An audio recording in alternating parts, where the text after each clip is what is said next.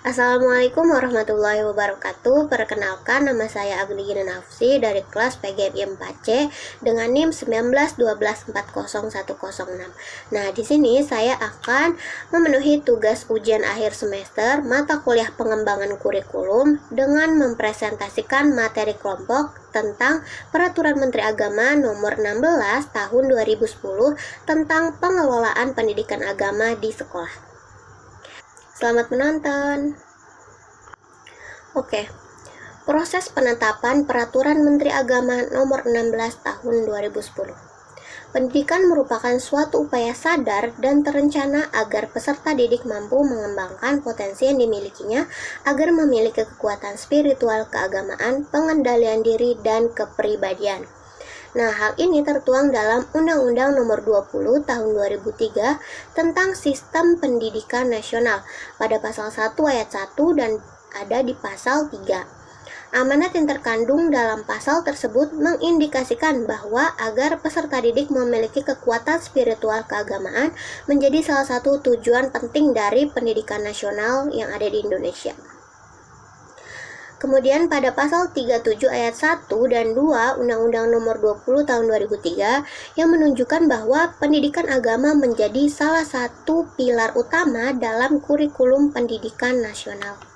Selanjutnya, pendidikan agama di sekolah-sekolah diatur melalui Peraturan Pemerintah Nomor 55 Tahun 2007 tentang pendidikan agama dan pendidikan keagamaan.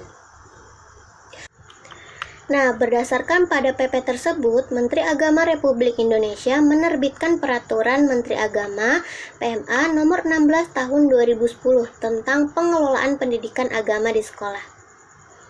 Nah, Peraturan Menteri Agama Nomor 16 Tahun 2010 ditetapkan di Jakarta pada tanggal 6 Desember tahun 2010 oleh Menteri Agama Republik Indonesia Surya Dharma Ali.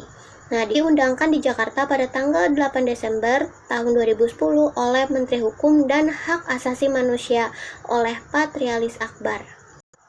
Nah, Peraturan Menteri Agama Nomor 16 tahun 2010 ini terdapat isi atau pembahasannya. Yang pertama ada ketentuan umumnya, ada tujuan dan ruang lingkupnya, ada kewajiban, ada standar isi, kurikulum, proses pembelajaran, pendidik dan tenaga kependidikan, pengawas, evaluasi pengelolaan, dan lain-lain.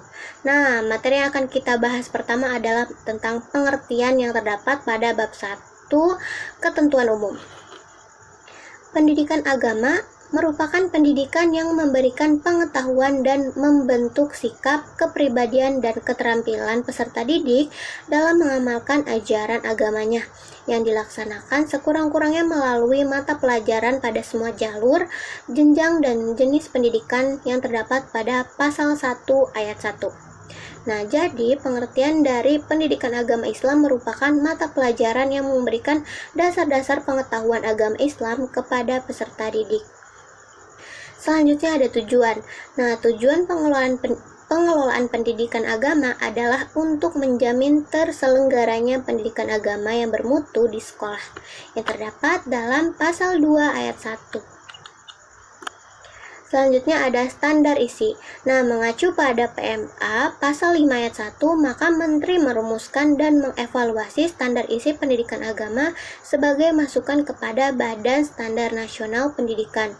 Dengan standar isi pendidikan agama merupakan standar minimal yang dapat dikembangkan dan digunakan sebagai acuan pengembangan kurikulum tingkat satuan pendidikan yang terdapat pada pasal 5 ayat 2.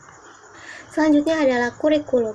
Kurikulum pendidikan agama adalah seperangkat rencana dan pengaturan mengenai tujuan, isi, dan bahan pelajaran serta cara yang digunakan sebagai pedoman penyelenggaraan kegiatan pembelajaran untuk mencapai tujuan pendidikan agama yang mengacu pada standar isi dan standar kompetensi lulusan kelompok mata pelajaran agama dan akhlak mulia. Selanjutnya ada proses pembelajaran. Nah, dalam bab 4 MA dijelaskan secara rinci mengenai proses pembelajaran yang terdapat pada pasal 8 yang dimaksud dengan proses pembelajaran adalah sebagai berikut. Pertama, proses pembelajaran pendidikan agama dilakukan dengan mengedepankan keteladanan dan pembiasaan akhlak mulia serta pengalaman ajaran agama. Yang kedua, proses pembelajaran pendidikan agama dikembangkan dengan memanfaatkan berbagai sumber dan media belajar yang dapat mendorong pencapaian tujuan pendidikan agama. Dan yang ketiga, proses pembelajaran pendidikan agama dilakukan melalui kegiatan intrakurikuler dan ekstrakurikuler.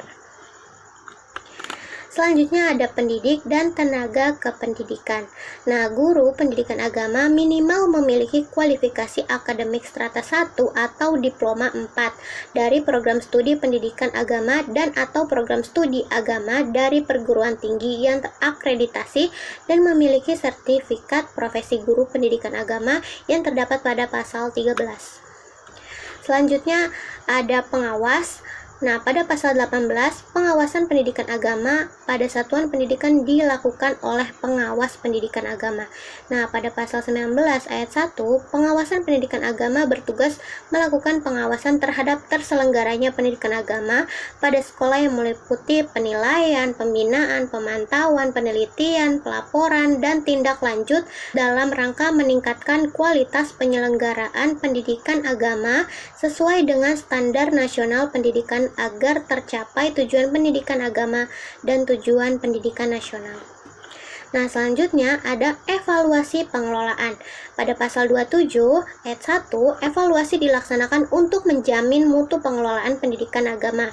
Pada ayat 2, evaluasi dilaksanakan terhadap standar isi, kurikulum, proses pembelajaran, kompetensi lulusan, pendidik, dan tenaga kependidikan, penyelenggaraan sarana dan prasarana, pembiayaan, dan penilaian.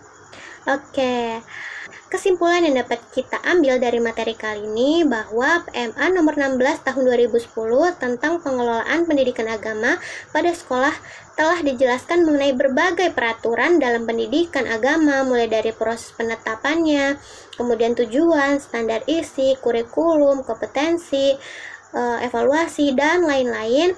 Nah, dengan adanya peraturan-peraturan tersebut, maka lembaga pendidikan agama memiliki patokan dalam menjalankan tugas-tugas sebagai pendidik.